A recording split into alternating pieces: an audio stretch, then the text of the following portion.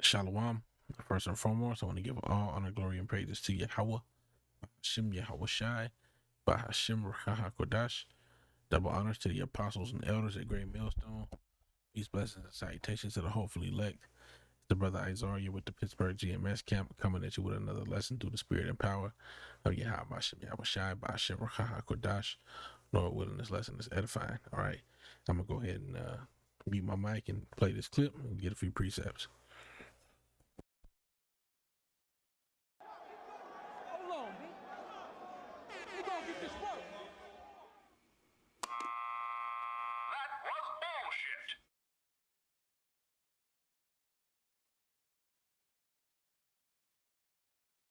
bullshit. Lucifer became the devil and his followers the demons. Sent to this world, they would forever be denied bodies of flesh and bone. Those who remained neutral in the battle were cursed to be born with black skin. This is the Mormon explanation for the Negro race. The spirits that fought most valiantly against Lucifer would be born into Mormon families on planet Earth. These would be the lighter-skinned people, or white and delightsome, as the Book of Mormon describes.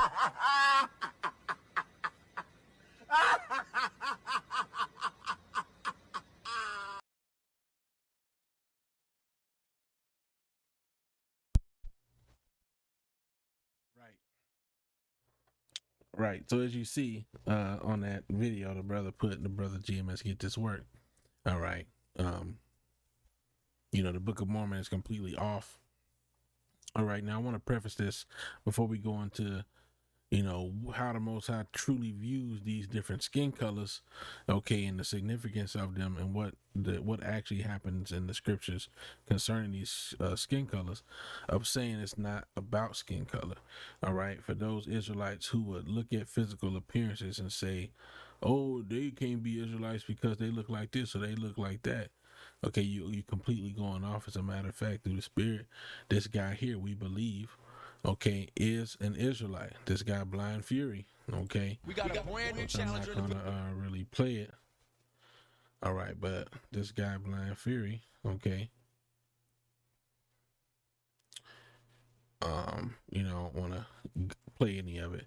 But we believe through the Spirit, Apostle Hart believes, and I also believe because of the way he raps, that this guy's a Jake. All right, this guy's an Israelite. And a lot of people may be offended by that. Well, the scriptures say, blessed is he that is not offended in me. All right, so you're just going to have to kind of get over that and just accept that Israelites are going to look like all nations. All right, that's in the curses. In the curses is that I will scatter thee among all nations. You can just go and do a search.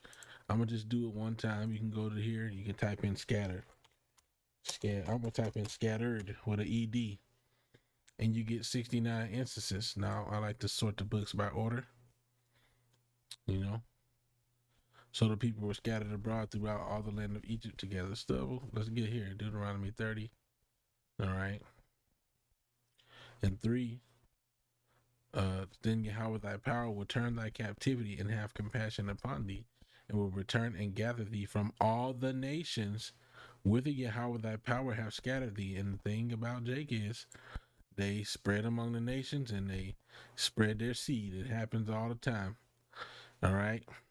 And that seed grows up, if it's a male, and it pops on the woman, a native woman, and guess what? That eventually that baby looks a lot different, but the seed is according to the father, and that's still an Israelite, even if it looks like Blind Fury here. Even if it looks like Mr. Blind Fury here, all right, it's still an Israelite. If indeed he is an Israelite, which I believe he is because of his talent. That's just one of the indicators, of an Israelite, is that they're talented. So anyway, moving on, Salakia, for that little tangent. All right, but just going into this, let's identify what the nation, what the person that the Most High hates above all other people in the Bible. Not even just a person, the progenitor of a race of people whom the Most High hates. Let's see how he came out. Let's see his description contrary to the Book of Mormon. Let's read Genesis 25 and 25, it says, and the first came out red all over like an hairy garment, and they called his name Esau. Okay? Esau. So this is the Most High hates Esau. Jacob have I loved, Esau have I hated. Okay, it's all throughout the scriptures. The one I like to go to the most is in the book of Romans 9. All right, and it says what? All right. In 13, it says, as it is written, Jacob have I loved, but Esau have I hated. You see, the Most High created Esau to be the wicked of the whole earth, man. All right, he hates Esau. So let's see how the Most High formed Esau to come out of the womb. Let's read it. All right, let's read the definition. Now, here at the name, which it said he came out red all over like an hairy garment, okay? And when little so-called white babies are born, they come out with red skin, right? Because of the blood showing forth through their skin. Now let's which hey, it's not about skin color, but let's just keep going. All right, just for truth's sake. Esau is Aishawa. 862:15 says Aishawa. I don't really like reading theirs because they're gonna say Esau. Esau or what, some weird, that ain't how it's pronounced. It's Aishawa. All right. Now, when you do different word searches, okay, you try to find the word, because we understand from what our apostles teach us of what this word means. It doesn't mean hairy. Okay, it doesn't mean hairy. All right, he came out red all over like a hairy garment, but his name does not mean hairy. You know, which I didn't even do a search for hairy, but that word hairy is gonna be something different. All right. So 62:44.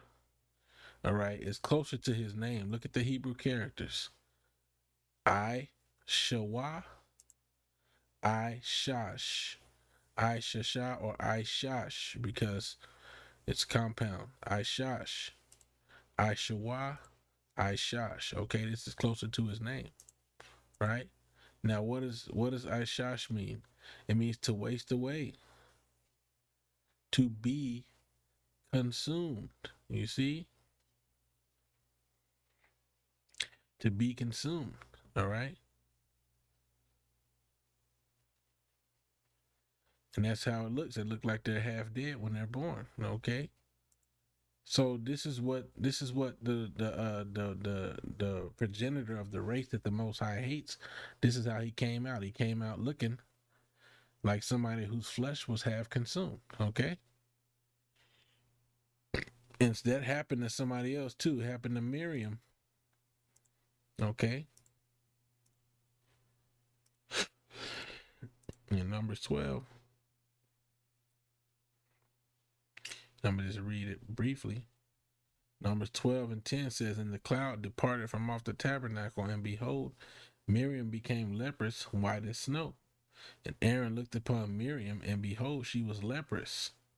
And Aaron said unto Moses, alas, my Lord, I beseech thee, lay not the sin upon us, wherein we have done foolishly, and wherein we have sinned. Let her not be as one dead, of whom the flesh is half consumed, when he cometh out of his mother's womb. See, so when you go to Ishash, okay, it says to be consumed, to waste away.